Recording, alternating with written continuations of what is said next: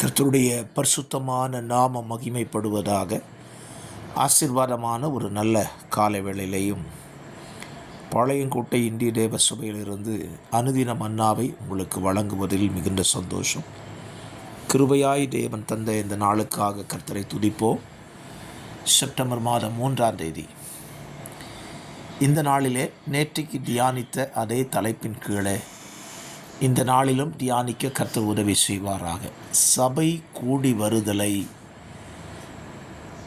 நாம் இந்த நாட்களிலே அதிகமாக கவனிக்க வேண்டும். சபை ஏன் கூடி வர வேண்டும், அல்லது நாம் ஏன் சபைக்கு கூடி வர வேண்டும் என்ற ஒரு கேள்வி. இன்றைக்கி நிறைய பேர் சபை கூடி வருதலை தவிர்க்கிற ஒரு சுபாவத்தை உடையவர்களாயிருக்கிறார் என்று சொல்லி நம்ம நேற்றுக்கு தியானித்தோம். சபை கூடி வருதல் என்பது வேத புத்தகத்தில் தேவன் கொடுத்த ஒரு பிரமாணம்.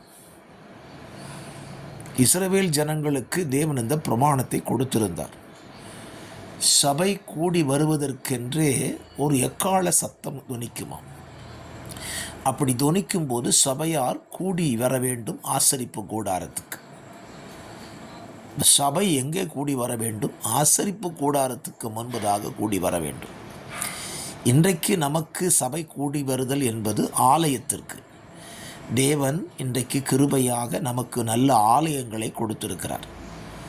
பல பகுதிகளிலே ஆலயங்கள் இல்லாமல் மரத்தடிகளிலே, வாடகை கட்டடங்களிலே, ஓலை குடிசைகளிலே தேவனை கூடி ஆராதிக்கிறார்கள். இதெல்லாம் நாம் பார்க்கிறோம், கேள்விப்படுகிறோம்.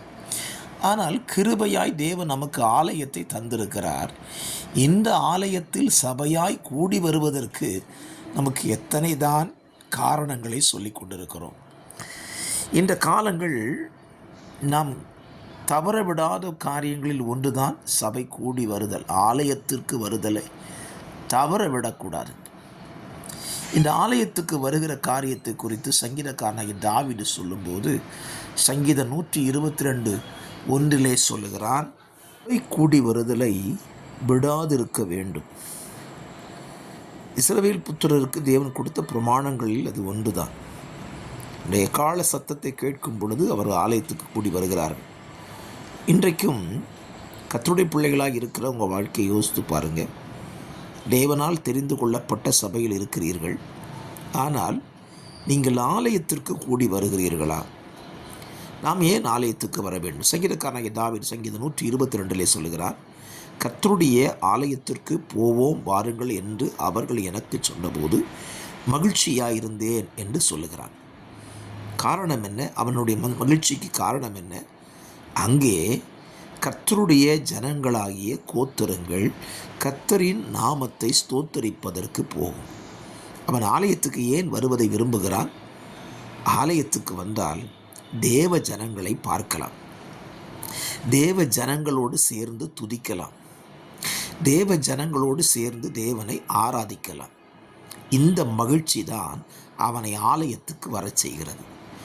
என்னை கேட்கிற அருமையான கர்த்தருடைய பிள்ளைகளை, உங்கள் வாழ்க்கையை யோசித்து பாருங்கள். நீங்கள் ஆலயத்துக்கு வருகிறத விரும்புகிறீங்களா? அந்த விருப்பத்துக்கான காரணம் தேவ ஜனங்களை பார்க்கலாம், தேவ ஜனங்கள் துதிக்கும் பொழுது நாமும் சேர்ந்து தேவனை துதிக்கலாம், தேவனை ஆராதிக்கலாம் என்கிற மகிழ்ச்சி உங்களுக்கு இருக்கிறதா? அப்படி மகிழ்ச்சி இருந்தால் ஆலயத்துக்கு வருவதை நீங்கள் ஒரு நாளும் தவிர்க்க மாட்டீர்கள்.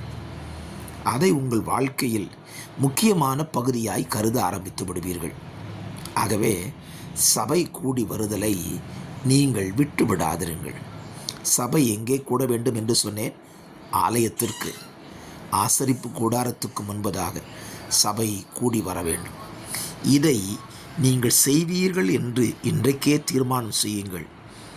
இனி வருகிற ஒவ்வொரு ஞாயிற்றுக்கிழமையும் ஆலயத்துக்கு வருவதை தவிர்க்க ஒரு நாளும் பிரயாசப்படாதிருங்கள். தவறாமல் ஆலயத்துக்கு வருவேன், தேவ ஜனங்களை பார்ப்பேன் என்று முடிவெடுங்கள். உங்களுக்கு நன்மையாயிருக்கும். பிதாவே, இந்த வார்த்தையின்படி உம்முடைய பிள்ளைகள் தங்கள் வாழ்க்கையில் கடைபிடிக்க உதவி செய்யும். இயேசுவின் நாமத்தில் ஜெபிக்கிறேன் நல்ல பிதாவே, ஆமென்.